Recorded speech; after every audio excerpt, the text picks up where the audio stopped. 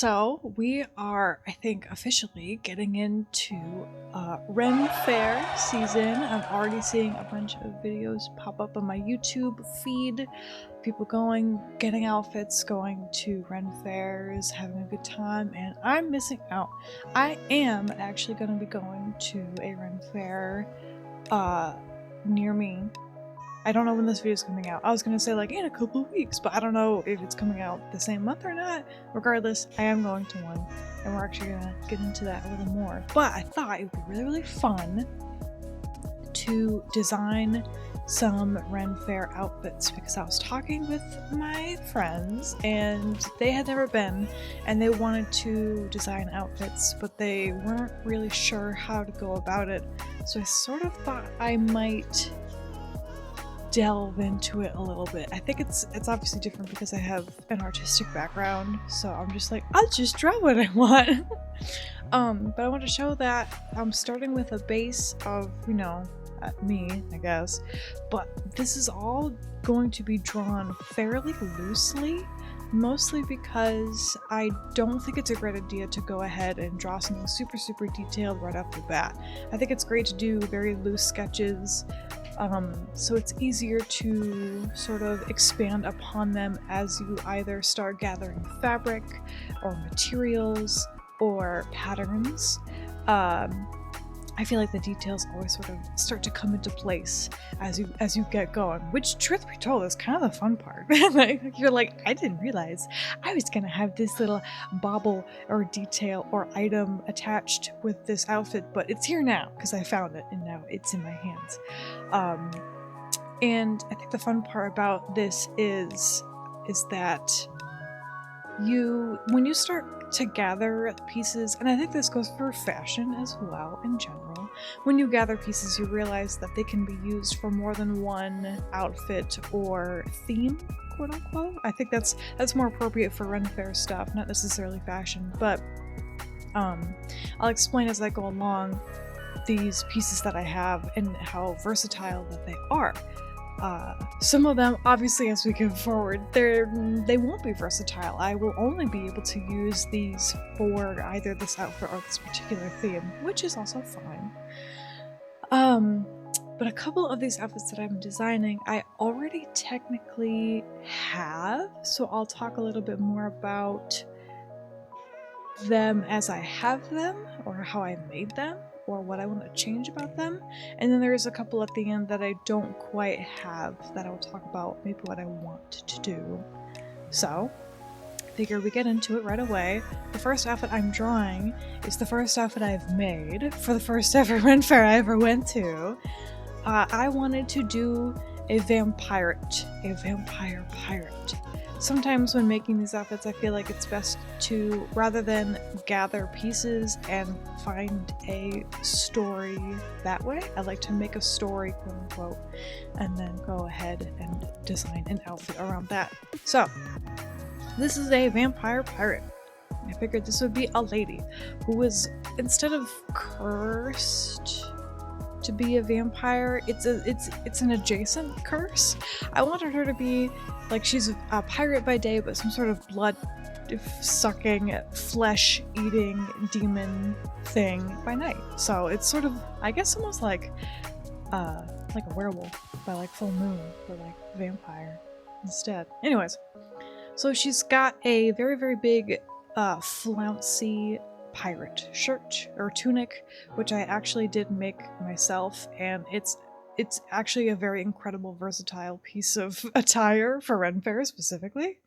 I'm also struggling to draw the tricorder hat, which I got, I think, like the second time around going to a REN fair, because it's a pirate. I figure also I'm in California, it's hot, it's really sunny. So having some sort of like headwear or a fan is great if I can somehow incorporate it into an outfit. Sometimes it's not so easy.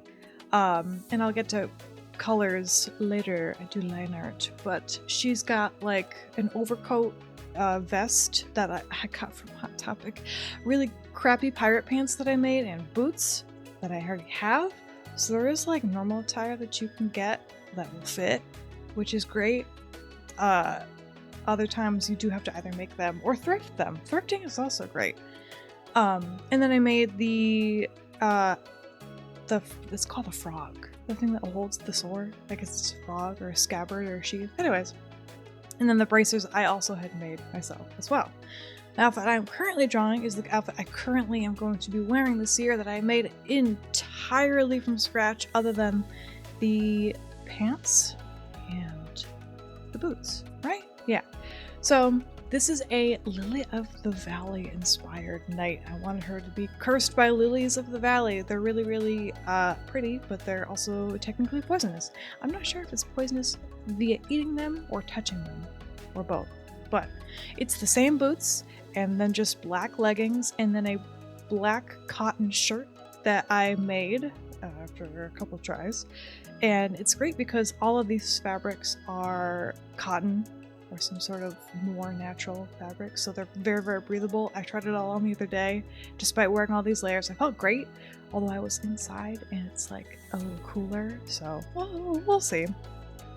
But this was the first time I did something a little more complex, which was the shoulder piece, which I just took scraps of leather and just kind of draped them over my shoulder until I sort of kept like inching it and inching it and inching it and fudging it, and then I quickly slapped it all into place before it could move. And then was the bracers, which aren't the same braces as a different pair, because the first weren't well made, these were. And then the corset I made, the skirt I made. Hopefully I might actually interject some pictures because the skirt I'm really proud of. The Lily of the Valley is printed transfer paper that I then embroidered all the edges of with their corresponding colors, which took a while. It was really nice for my hands because sometimes idle hands need something to do. So this is the outfit I'm most proud of. I feel like it's not that there's not a lot of details, but I think everything feels cohesive enough that the little I guess, details just kind of work together. If I show you a picture, it might make more sense. But next one. This one I did once because I didn't want to get into the whole getup. I was quite hot and I had some leftover fabric and I kind of slapped it together in a day. I took the same linen material that I made my pirate shirt and I made a sort of, my brain wants to say Greco-Roman. It's the sleeves are split, so once you raise your arms, the sleeves just fall off and you're sort of free to roam your arms as you please, which is great because again, California, it's very hot. But I wanted this to be an astral projecting, lucid dreaming witch, which I didn't think of the story at the time, but I did obviously want it to be a witch because the witch hat, you gotta have some magic.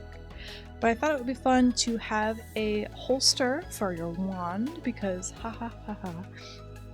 And lots of more apparent jewelry, and because my arms are entirely bare, maybe make some markings that imply magic or witchery nonsense. And I wanted to, because it's dreaming and astral projection, just sort of loosey-goosey, I wanted to maybe include some sort of transparency, which is why you'll see it later. It doesn't quite make sense right now. The skirt underneath the overcoat, I'm not sure what you would call that. Sure, I'll call it an overcoat.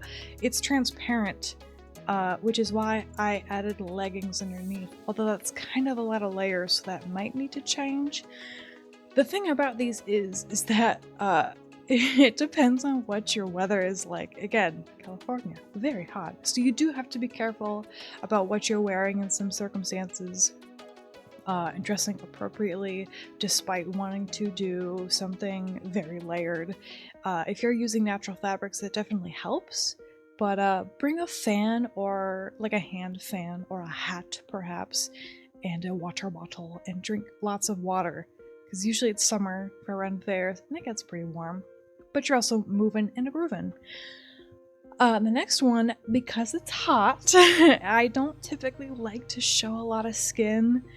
I really have to be in the mood for it, which sounds weird. But I also really adore merfolk. I actually recently bought a mermaid tail to swim in because I really want to. So I really wanted to do something more revealing, but still like not overtly sexy siren-y. I want it to almost be like seaweedy, deeper sea mermaid. Like she just came out of the bottom of the ocean, is like, where am I? So obviously she's still exposed, has a more bathing suit like top, but I wanted her skirt to be more like ripped. Because, you know, after being in salt water, things start to deteriorate a little bit. Even fabrics do, like it's sort of just natural. And again, with the witch, I wanted to add lots of jewelry. I wanted to include like body glitter to represent scales, but also shiny. And then just general, I want this to be like eclectic baubles everywhere. Maybe incorporate some seashells. And then I wanted to incorporate maybe a veil as well. Again, sort of reminiscent of like the waves, and that's what the bits of fabric by the sleeves, or not the collars, the bracelets on the wrists are sort of reminiscent of. And then, excuse me, this last outfit was something that I probably couldn't wear. I think I'd be very hot, but it would be really, really fun to do a more rogue type character, and because of that they would be in all black. The hoodie, the really, really cropped hoodie, and it's not quite a corset, but it's like a corseted top. That's a halter top. I made both of those myself. They're very, very comfortable, but I do think, again, they would be very, very hot. But I wanted to, even though this is a lot of soft stuff, I wanted to include like hip armor, maybe some knee pads, maybe even throw on some like elbow pads, have some like the cross belt you see for a dual dagger setup. Just something that's like, it's still simple and sleek and stealthy, but still has like a, I will hurt you if I so desire. And obviously that's what a lot of these notes are. They're just like written things to keep in mind as I maybe approach these. It's, like I said, it becomes easier to go about this if everything is a little more simplified and a little more, I don't want to say bare bones, but don't go in and bite off more than you can chew. It's a lot easier to add on details if you have a very basic base, rather than throwing in all these details, finding out some of them don't work or they don't look correct, because again, translating a drawing into physical 3D space, whether that be armor or clothing, sometimes doesn't go as well as you think it will. Shocker! So coloring is, again, I'm not going for any shading, I'm not going for super cleanliness, I just want to get this color down, and I want to, whatever's in my head, throw it down, see what I can get, not worry about it too much until I actually start constructing. And I'm using some of the same colors to sort of say like, hey, this might be the same fabric, or hey, I want it to actually be like matching with other outfits, because that's a kind of fun thing too. So obviously the linen shirts are the same color, the boots are predominantly the same color. I do have a lot of the bracers and a lot of the leather pieces to be the same color, mostly because I keep stealing the leather that I have from my friend. She's got like a whole box and she's like, please use this, I can't get rid of them fast enough. So I keep dwindling down her stash for her. But they're all predominantly black, so I know that I'm going to be making them, unless I want to try and dye them a different color, although I'm pretty sure because it's already black, I cannot make it another color unless I try to paint it, and then I don't think it's gonna look good. I try to keep all metals the same color, so like the sword here, the sword on the next one, and the jewelry on the witch I think are all the same, and for the robe. The mermaid obviously has gold, so she gets gold instead of silver, although I did think of putting silver instead. Matching boot color, matching pant color for these, and I think the witch will have the same hand-colored leggings as well, which is fine. And for the night, I did want to sort of get the color clothes just because I was like a little nitpicky, because I've already made this outfit and I was like, I just want to make an accurate representation. But I think I got pretty close. You're gonna see I do enjoy blue, and I'm trying to get away from that. But when making this outfit, I did think that the blue would be a good contrast to the white of the lilies. And then I almost made the trim on the corset and the skirt black. And I was going to have my shirt be white. It was going to be the same pirate shirt, which was totally an option. I do think the white helps pop more than having it be the inverse. But that's just, you know, another example of how well that could have been another use of using a piece over again. And then maybe it actually would have popped more because the armor was black. Too late to think about it now. So yes, again, it's the same black for the pants. And then that's where you can see the skirt piece was supposed to be like kind of transparent. Again, it's not super accurate. It's not super clean, and it doesn't need to be. Another thing to mention is that I did sort of hairstyles for all of these. For those of you who don't know, my actual haircut is an ASIM haircut. My right side is very, very short, whereas the left side is at my shoulders. So there's not a whole lot I can do. Mostly it's like half up, half down. Maybe it's some sort of braid. Maybe the hair's not really long enough for it. So that's why for the mermaid I was like, maybe I'll wear a wig.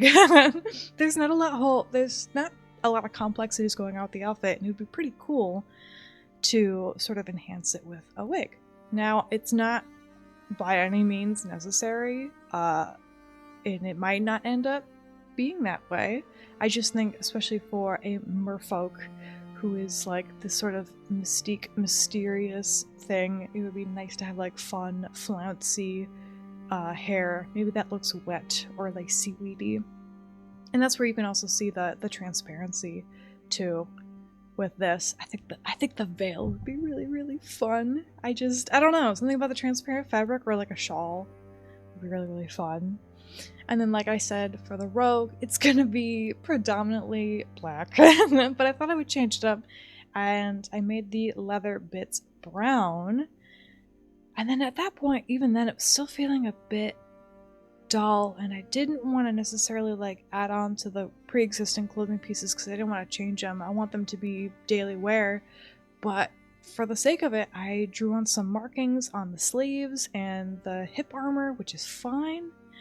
But that was majorly it. I thought of doing other ones, like the vampire's alternate form, where she's like this sort of vampire bird, like very crow. But I think this really helped me get sort of an idea of like what could be accomplished, what I could do, what is possible or feasible, what I am more interested in doing in terms of other outfits as well. REN FAIRE is just, it's been really, really fun. I enjoy going so much. I'm hoping to try and make a video. I every time I go to a live event, I'm like, I'll make a video, and then I don't. Like TFCon, and I don't. So we'll see.